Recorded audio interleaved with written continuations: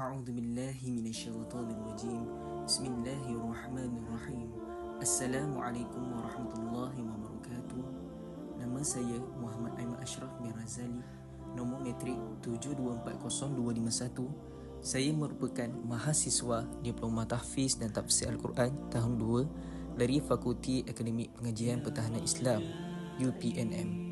Pada video kali ini, saya akan membentangkan salah satu bab penting dalam Al-Aqidah At-Tahawiyah, iaitu bab berkaitan Al-Quran sebagai kalamullah dan bab mencintai para sahabat Nabi SAW.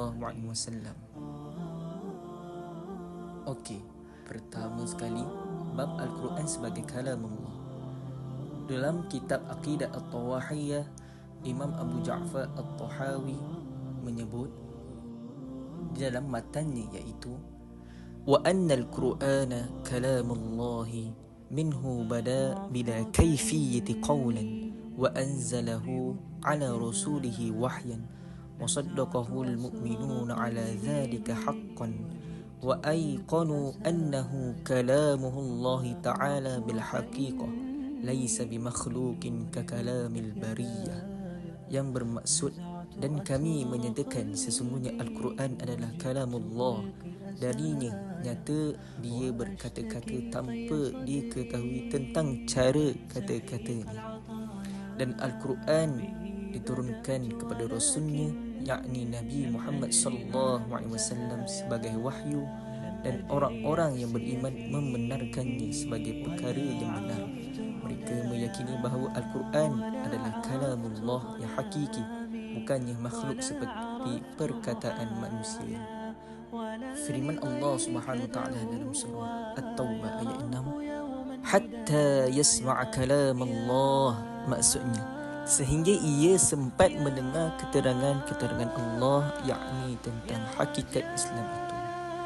Imam Abu Ja'far At-Tahawi juga berkata, tujuan menafikan tentang cara kata-kata Allah adalah menafikannya terdiri daripada jenis huruf dan suara, kerana kalam Allah merupakan sifat yang berkait dengan zat yang bersifat qadim, sama seperti sifat-sifat yang lain.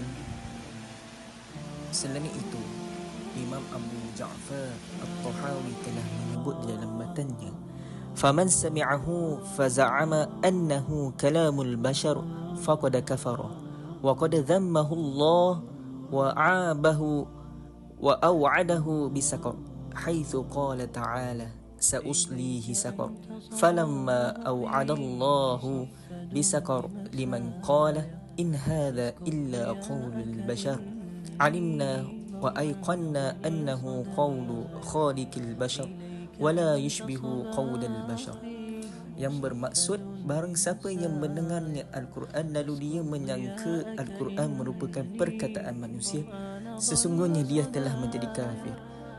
Sesungguhnya Allah Subhanahu wa taala telah mengutuk dan mencercanya serta mengancamnya dengan neraka saqar. Firman-Nya yang bermaksud, kami akan membakarnya di dalam neraka saqar. Oleh itu, ketika mana Allah Subhanahu Wa Taala mengancam akan memasukkan neraka ke dalam neraka saqar kerana mengatakan bahawa Al-Quran itu adalah kata-kata manusia, maka telah kita ketahui dan yakini bahawa Al-Quran adalah kata-kata Allah dan tidak sama dengan kata-kata manusia. Seterusnya, saya akan menerangkan tentang bab mencintai para sahabat Nabi sallallahu alaihi wasallam. Imam Abu Ja'far At-Tahawi menyebut di dalam matannya, iaitu wa nuhibbu ashab Rasulillah sallallahu alaihi wasallam wa la nufritu fi hubbi ahad minhum wa la natabarra'u min ahadin minhum wa nubghidu man yubghiduhu wa bighayri al-khayri yadhkuruhu wa la nadhkuruhum illa bi khayr wa hubbuhum dinun wa imanun wa ihsan wa bughduhum kufrun wa nifaqun wa tughyan, yang bermaksud kami sayang kepada sahabat-sahabat Nabi sallallahu alaihi wasallam kami tidak keterlaluan pada mencintai mereka serta kami tidak berlepas tangan daripada mereka. Kami membenci terhadap orang yang membenci dan mencela mereka.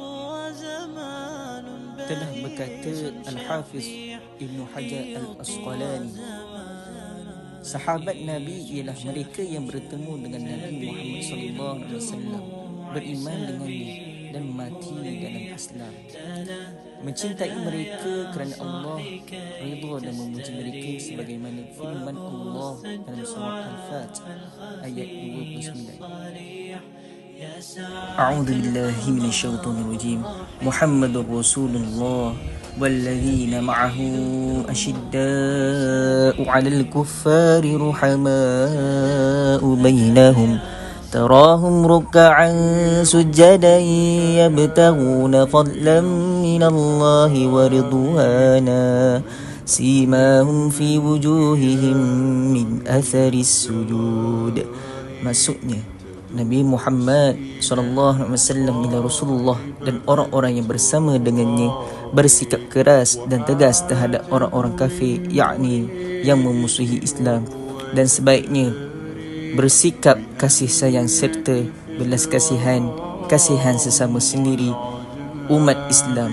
Engkau melihat mereka tetap beribadat, rukuk dan sujud dengan mengharapkan limpah kurnia pahala dari Tuhan mereka serta mengharapkan keredaannya. Tanda yang menunjukkan mereka, yakni sebagai orang-orang yang soleh, terdapat muka mereka dari kesan sujud, yakni dan ibadat mereka yang ikhlas.